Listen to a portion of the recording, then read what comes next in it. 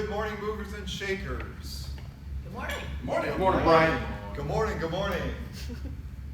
Hey, so last week I made a new friend, and his name is Chuck the Can Man. That's what he told me his name is. He said, I'm Chuck the Can Man. First time I saw him was a couple months ago. I was riding my bike down the sidewalk before work trying to get some exercise, and I see this guy, this homeless man, and he's got a shopping cart full of cans right in the middle of the sidewalk, and as he sees me coming with my bike, he starts to move his shopping cart off of the sidewalk and onto the grass. And he gets out of my way so that I can ride my bike by. And I thought, man, what a nice guy. You know, here I am, I do well financially, I have a good job, I slept in a house with air conditioning, I'm riding my bike for exercise, and here's this homeless man with his shopping cart full of cans, and he's moving it out of my way so that I can ride the bike by in the morning. So I said good morning to him, and I just remembered him. And a couple weeks after that, my son had gotten some pizza from the YMCA event that was left over. He wanted to give it to a homeless person. And I told him about this guy, and I was like, man, I'd really like to find this guy. And we went driving around, we didn't find him, we gave the pizza to somebody else. Well, a few weeks later, last week, I go to the gas station, and guess who I see? I see this guy with his shopping cart and his cans, and he's working. That's what stood out to me about this guy, is he was working. He was putting his hand in the garbage can, he was grabbing cans, he was putting them in his cart. He sees me, he smiles, he says good morning, God bless you, he says hi, but he doesn't ask me for any money. And we have homeless people on the corner who have the sign, and you know, you're sitting in traffic, and some of them, it's almost confrontational, or you kind of feel like, well, here they are, like right, you know, they're staring at you, or they walk right by your window, and they're, you know, and that's how they do it. But this guy wasn't asking me for anything. He was just working. And about that time, and I'm thinking, yeah, you know, maybe I need to give him some money. And about that time, a man comes out of the gas station and hands him a breakfast sandwich. So he's eating a breakfast sandwich, and I'm finishing my gas, and I'm, you know, having this thought, like, how much money do I have? Should I give him some money? And I end up deciding to give him all the money that I have in my wallet. And by that time, he's moved on. He's digging in another garbage can. He's got more cans. I have to drive to another parking place. Finally, I see this guy. I find him. I give him the money. He thanks me. He starts talking about God. I ask him where he lives and where he stays. And we're just having this conversation. And I learned that he doesn't live on the streets. He found a place where he can sleep for $10 a night. But the interesting thing here, and let me take a step back. I was almost hesitant today to even talk about this story because I felt uncomfortable talking about homeless people, because I want to make sure that I'm not making judgments or that you're not making judgments. And I wanted to point out that there are all sorts of different types of homeless people that exist. You know, we've got people that are homeless for different reasons, and they might be going about trying to help themselves in different ways. And I don't want us to judge one versus the other, because, you know, there's a phrase that I heard years ago that says, but for the grace of God, there go I.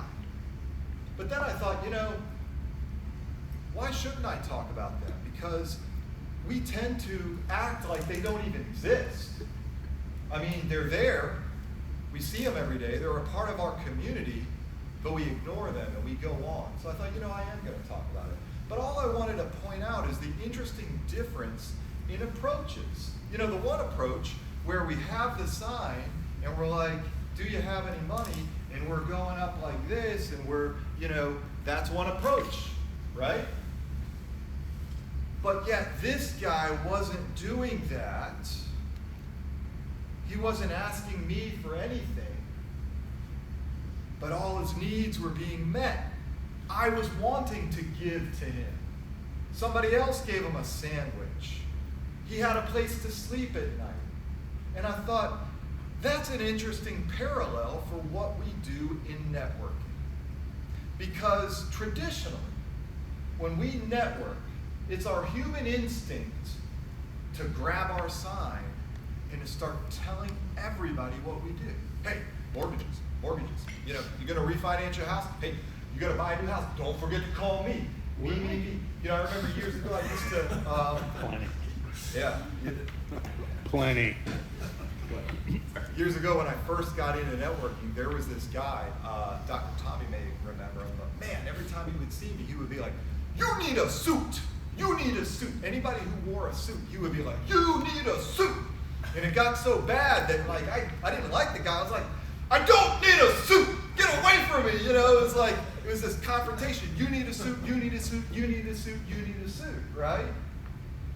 But in here we learn something totally different. We learn to relax, take a step back, and don't try to sell every single person. You know, I used to try to make everybody a client, you know? But then I learned I don't have to make you a client. The bigger picture is if I make you a friend, and maybe you refer me a client, or maybe you refer me 2 clients, or maybe you refer me 3 clients. Isn't that the bigger picture? You don't ever have to become my client. And so that's what we learn in here. We learn givers gain. If we take a step back and don't try to sell, don't try to ask for the business, just do the work like Chuck the Can Man does every day. He does the work. And I forgot to mention, he was also talking to the guy in the city employee truck. So he is well ingrained in the local community. Everybody loves him. Everybody's friends with him. He's not asking for anything, but all his needs are getting met. But we've got to do the work in here, which means, first of all, we need to be showing up early for open networking. You know, today, a lot of us rolled in at the last minute. Let's get here early for open networking. You know, there's so many business opportunities that can happen during that time. We need to be here every week. We need to be doing one-to-ones. We need to be thinking about giving referrals and doing for other people.